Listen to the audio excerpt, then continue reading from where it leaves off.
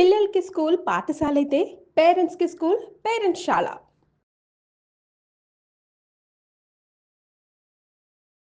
నమస్తే. మీరు చూస్తున్న సుమన్ టీవీ. నేను మీ కీర్తి. నాతో పాటు ప్రముఖ ఆస్ట్రాలజర్ బ్రహ్మశ్రీ గోరుగుంట్ల సురేష్ బాబు గారు ఉన్నారు. నమస్తే సురేష్ బాబు గారు. కీర్తి గారు నమస్కారం అండి. సురేష్ బాబు గారు, కర్కాటక రాశి వారికి జూలై నెల ఎలా ఉండబోతోంది? సో కర్కాటక రాశి వాళ్ళు లాస్ట్ మంత్ జూన్ మంత్ ఎలా ఉందో ఇంచుమించు అలానే ఉండి కొంచెం ఇంప్రూవ్మెంట్ ఉంటుందండి. కొంచెం ఛాలెంజింగ్గా ఉంది లాస్ట్ మంత్ కూడా. ఈ మంత్ కూడా కొంచెం ఛాలెంజ్తో కూడుకొని ఉంటుంది. కొంచెం చాలా ప్లానెడ్గా ఉండాలి ఈ మంత్ ఇల్లు. అయితే మనకి కర్కాటక రాశి వాళ్ళకి ఈ మంత్లో జూలై మంత్లో మంచి పరిహారాలు చేసుకోవడానికి ఒక పుణ్య తేదీలు ఉన్నాయండి.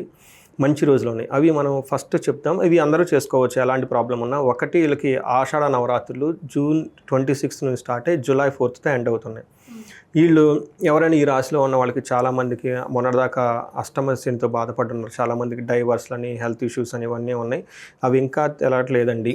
అక్కడ ఆగిపోయాం అనుకున్న వాళ్ళకి, కోర్టు కేసులు వ్యవహారాలు ఉన్న వాళ్ళకి ఈ వారాహి నవరాత్రులు ఎవ్రీడే ½ అన్ అవర్ కనుక ఈవినింగ్ టైం నైట్ 8 తర్వాత కనుక పూజ చేసి ఇంటికి దీపం వేస్తే సింపుల్గా పూజ చేసుకున్నా కానీ ఇట్లో విముక్తి వచ్చేస్తుందండి. ఓకే. రెండోది గురు పూర్ణిమ జూలై 10th ఉంది. ఆ రోజుని గురువులకి, టీచర్లకి, ఆశ్రమాలకి లేదా మఠాలకి వెళ్ళి అక్కడ గురువులను దర్శించుకుంటే, గురువుల యొక్క ఆశీర్వాదం తీసుకుంటే చాలా బాగుంటుంది. అంతేవిధంగా జూలై 6th వీళ్ళకి తొలి ఏకాదశి కూడా స్టార్ట్ అవుతుంది. తొలి ఏకాదశి 9 ఏకాదశిలో ఫస్ట్ ఏకాదశిగా స్టార్ట్ చేస్తాం కాబట్టి ఇది కూడా చిన్న పిల్లల నుంచి పెద్దవాళ్ళకి అందరూ బాగా చేసుకోవాల్సిన పండగ. ఆ రోజున ఇంట్లో చేయించుకుంటే చాలా మంచిది. ఏకాదశి రుద్రాభిషేకం ఇంట్లో చేయించుకొని వేద ఆశీర్వాదం ఫ్యామిలీ మెంబర్స్ మొత్తం తీసుకుంటే చాలా బాగుంటుంది. తర్వాత పర్టికులర్గా ఇంట్లో ఒకళ్ళ మధ్య ఒకరికి సత్సంబంధం లేకుండా ఎవరో ఒకళ్ళు కంటిన్యూస్గా ఏదో ఒక ప్రాబ్లం వస్తుంది అనుకుంటే ఆ బ్రేక్ అవ్వాలి. ఆ ప్రాబ్లం అనేది బ్రేక్ అవ్వడానికి ఇది చేసుకుంటే మంచిది. తర్వాత నాగపంచమి, ఇది మనకి శ్రావణ మాసం జూలై 25th స్టార్ట్ అవుతుంది. శ్రావణ మాసంలో మనకి ఫస్ట్ వచ్చేది నాగపంచమి. ఎవరికైతే పిల్లలు కావాలనుకుంటున్నారో, పిల్లల విషయంలో ఇబ్బందులు ఉన్నాయో, భార్యాభర్తల మధ్య గొడవలు అవుతూ ఉన్నారు, కుజుదోషము కాలసర్ప దోషాలు ఉన్నవాళ్ళు, లేదా మెయిన్ ఇంపార్టెంట్ వాళ్ళ ఇంట్లో వాళ్ళ తాత ముత్తాతలు కానీ ఎవరైనా కనుక నాగా అన్న పేరుతో, సుబ్రహ్మణ్య అన్న పేరుతో, లేదంటే సుబ్బ అన్న పేరుతో కనుక ఎవరైనా కొంటే వాళ్ళందరూ కంపల్సరీ ఈ రోజుని సద్వినియోగం చేసుకుంటే కావాల్సిన సిద్ధిలకు లభిస్తుందండి. ఓకే. అయితే మనకి కర్కాటక రాశి వాళ్ళు కనుక చూసుకుంటే పునర్వసు 4వ పాదం, పుష్యమి 1, 2, 3, 4 పాదాలు, ఆశ్లేష 1, 2, 3, 4 పాదాలంతా ఈ కర్కాటక రాశిలో ఉంటారు. పేరు బలం కనుక మనం చూసుకుంటే హీ, హూ, హే, హో, డా, డీ, డూ, డే, డో ఉన్న అక్షరాలంతా కూడా మనకి కర్కాటక రాశి కింద వస్తారండి. మనం ఇందులో ఈ మంత్లో ఎక్కువగా బాగా చేంజెస్ ఉన్నది ఒకే ఒక్క రాశి మూవ్ అయిందంటే అది కూడా సూర్యుడు మూమెంట్ ఉంది. ఈ సూర్యుడు కూడా ఇలా అదృష్టం కొద్దిగా రజతమూర్తిగా ఎంటర్ అయ్యారు. అంటే మంచి స్ట్రెంగ్త్ ఉంటుందన్నమాట. స్ట్రెంగ్త్గా వీళ్ళు ఎంటర్ అయ్యారు అని మనం చెప్పుకోవాలి. అంత ఇబ్బంది పెట్టే పొజిషన్ అయితే కాదు. మేనేజబుల్ ప్రాబ్లమ్స్ ఉంటే అవి వీళ్ళు మేనేజ్ చేసుకోవచ్చు అని మనం చెప్పుకోవాలి. ఇంకా సూర్యుడు ఉండటం వల్ల ఓవరాల్కి ఎలా ఉంటుందంటే ధనం విపరీతంగా ఖర్చు అయ్యే అవకాశం ఎక్కువగా ఉంటుంది. తర్వాత గురువు వల్ల అప్పటిదాకా ఏదైనా కనుక బాధపడుతూ ఉంటే మంచి జరిగే అవకాశం ఎక్కువగా ఉంటుంది. టోటల్గా ఒక మిక్స్డ్గా ఉండే రిజల్ట్ అని మనం చెప్పుకోవాలి. వీళ్ళకి సూర్యుడు ఫస్ట్ హౌస్లోనే ఉండటంతో చాలామంది నాకు ఫోన్లు చేస్తారు, మాకు ప్రొఫెషన్లో ప్రాబ్లం ఉందండి, జాబుల విషయంలో జాబ్ అంతా ప్రాబ్లం అయిపోయిందని చెప్తూ ఉన్నారు. వీళ్ళకి ఇంకా అలాంటి సిచ్యువేషన్ ఫేస్ చేసే అవకాశం ఇంకొక 30 days ఉంటుంది. కేర్ఫుల్గా ఉండాలి. బట్ బేసికల్గా మనకి మహర్షులు ఏం చెప్తారంటే సంస్కృతంలో దేహార్తి సతతం సంతాపకాల అతిక్రమణ భోజనం బంధుమిత్ర సుహృద్వేష చంద్రరాశి గతో రవి అని చెప్తారు. శరీరంలో అలసటగా ఉంటుంది, బాధగా ఉంటుంది, మనసులో సంకోచం, అకాల భోజనము, బంధువులతోటి మిత్రులతోటి గొడవలు, తర్వాత యాక్సిడెంట్లు అయ్యే అవకాశం ఎక్కువగా ఉంటుంది ట్రావెల్ చేస్తే. ఇది వీళ్ళకి తక్కువ మోతాదులో జరిగే అవకాశం ఎక్కువగా ఉంటుంది. అంత ఇంటెన్సిటీ ఎక్కువగా ఉండదు. అయితే కుజుడు వీళ్ళకి అగైన్ 2వ ఇంట్లో ఉండటం వల్ల 5th house 9th house చూడటంతో ఇది కూడా మంచి పొజిషన్ కాదు. రెండోది కేతు కూడా వీళ్ళతో కలిసి ఉండటంతో వీళ్ళు చాలా బ్యాడ్ లాంగ్వేజ్ మాట్లాడటం, ధనం కోల్పోవటం, ఇంట్లో గొడవలు పట్టడం, తర్వాత ఇంటికి దూరంగా ఉండటం, ఈ టైప్ పనులు చేసే అవకాశం ఎక్కువగా ఉంటుంది ఈ రాశి వాళ్ళకి.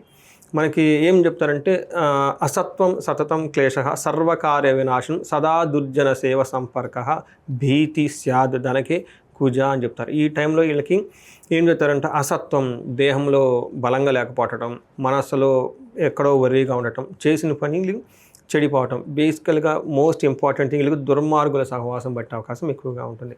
అబద్ధాలు ఆడటం, రాంగ్ కమిట్మెంట్లు ఇవ్వటం, వేరే వాళ్ళతో స్నేహం చేయటం, ఇంట్లో ఉండకుండా దూరంగా ఉండటం, అక్కడ ఎవరెవరితో సహవాసం పట్టడం, తర్వాత తదనుగుణంగా మళ్ళా గొడవలు అవటం, అయ్యో గిల్టీ పని చేసామని భయపడటం, ఈ టైపు ఎక్కువగా ఉంటుందండి. ఇది కొంచెం ఇంటర్పర్సనల్ స్కిల్, ఇంద్రియ నిగ్రహం అంటారు చూడండి, ఇవి జరిగే అవకాశం ఎక్కువగా ఉంటుంది. కొంచెం జాగ్రత్తగా ఉండాలి. వాళ్ళకి శుక్రుడు కూడాను 10th హౌస్లో ఉండటంతో ప్రొఫెషన్ మ్యాటర్స్లో కూడా వీళ్ళకి సరిగా ఉండదు. ఓకే, చాలా జాగ్రత్తగా ఉండాలి. ప్రొఫెషన్, సూర్యుడు సరిగా లేడు, శుక్రుడు కూడా సరిగా లేరు. ఈ రాశి వాళ్ళు ఏ పని చేయకుండా కొంచెం ఆధ్యాత్మికంగా ఇందాక మనం చెప్పుకునే విధంగా అందులో ఉంటే ఇవన్నీ నెగిటివ్ జరగకుండా వాళ్ళకి పాజిటివ్ జరిగే అవకాశం ఎక్కువగా ఉంటుంది. వీళ్ళకి ఏమవుతుందంటే శుక్రుడు 10th హౌస్లో పులిలాగా ప్రవర్తిస్తాడని చెప్పేసి ఒక సామెత అనమాట. వెకులం చైవ అర్ధనాశనం రిపో భయం, శత్రువుల వల్ల భయం ఉంటుందంట. శ్రీ సౌఖ్య హాని మాప్నోతి భృగు దశమస్త అని చెప్తారు. అంటే ఏమవుతుందంటే అండి, ఉద్యోగంలో అవమానాలు జరుగుతూ ఉంటాయి. స్త్రీ సౌఖ్యం లేకపోవడంతో అవమానాలు జరిగే అవకాశం ఎక్కువగా ఉంటుంది. అంటే లేడీస్ ద్వారా ఇంటర్పర్సనల్ స్కిల్స్ సరిగ్గా మెయింటైన్ చేయకపోతే గొడవలు అవుతాయి. ఇన్ కేసు లేడీస్ అయితే కనుక పురుషులతో చాలా జాగ్రత్తగా ఉండాలి. ఒక్క మాట ఏదైనా అన్నా కానీ పట్టించుకోకుండా, అదేమంటారంటే చూసి చూడనట్టు వదిలిపోతే ముందుకెళ్ళిపోతే బాగుంటుంది, ప్రతిదాన్ని పట్టుకోకుండా. సో ఇది గ్రహస్థితి సరిగా లేదు కాబట్టి కొంచెం పేషెన్సీగా ఉండటం చాలా అవసరం అండి. మరి నక్షత్రాల ప్రకారం ఎలా ఉందండి వీరికి? పునర్వసు, పుష్యమి, ఆశ్లేష 3 నక్షత్రాలు ఇందులో ఉంటాయండి. ఇందులో పునర్వసు నక్షత్రం వాళ్ళకి పాజిటివ్ సైడ్లో చూసుకుంటే ఐశ్వర్యవంతంగా, ధనం, సంపదలు, క్షేమం ఎన్నున్నా కానీ క్షేమంగా ఉంటారు. మరి అది ఇంపార్టెంట్ కదా. తర్వాత మనకి నెగిటివ్ సైడ్లో తీసుకుంటే నాశనము, కలహము ఎక్కువగా చూపిస్తుంటాయి. అంటే ఏదైనా కనుక పని అంతకుముందు చేసుంటే అది కొలాప్స్ అయిపోయి దాంట్లో రిజల్ట్ రాకుండా పోతుంటుంది, గొడవలు అయ్యే అవకాశం ఎక్కువగా ఉంటుంది. పుష్యమి నక్షత్రం వాళ్ళకి వీళ్ళు కొంచెం జాగ్రత్తగా ఉండాలండి. వీళ్ళకి క్షేమంగా ఉంటారు, ఫస్ట్ ఐశ్వర్యంగా ఉంటారు, ఇది సంపదలు ఉంటాయి. బట్ ఛాలెంజెస్ వీళ్ళకి మృత్యు భయము, నాశనము, కలహము చూపిస్తుందండి. అంటే అయ్యో ఉంటుందో పోతుందో అన్న భయపడుతూ ఉంటారు. యాక్చువల్గా ఏముండదు, కానీ వీళ్ళకి ఓవర్ ఎక్సైట్మెంట్ అయిపోయి టెన్షన్ పడిపోయేసి ఏదో అయిపోతుంది ఉండదేమో అని నెగిటివ్గా విజువలైజ్ చేసుకొని అయిపోయిందని డిసైడ్ అయిపోయి బాధపడుతూ ఉంటారు వీళ్ళే. అది అవ్వదు.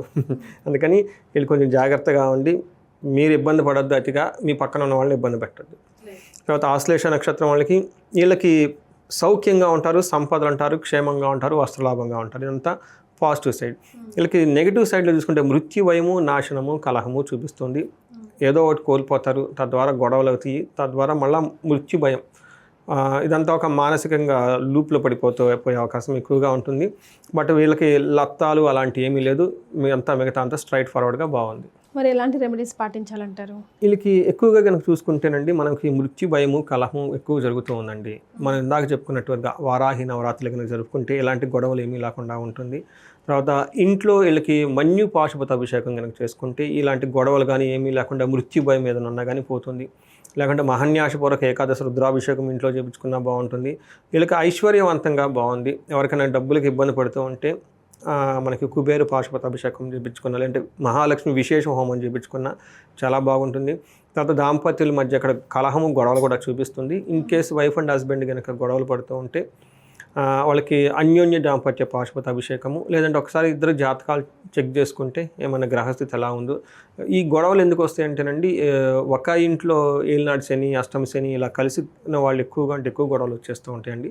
అందుకని ఇంట్లో ఒకసారి అందరికీ హారోస్కోప్ చెక్ చేయించుకుంటే చాలా మంచిదండి. రైట్. సో కర్కాటక రాశి వారికి జూలై నెలలో ఎలా ఉంటుందో తెలియజేయడంతో పాటుగా రెమెడీస్ని కూడా సూచించారు. ధన్యవాదాలు. ధన్యవాదాలండి.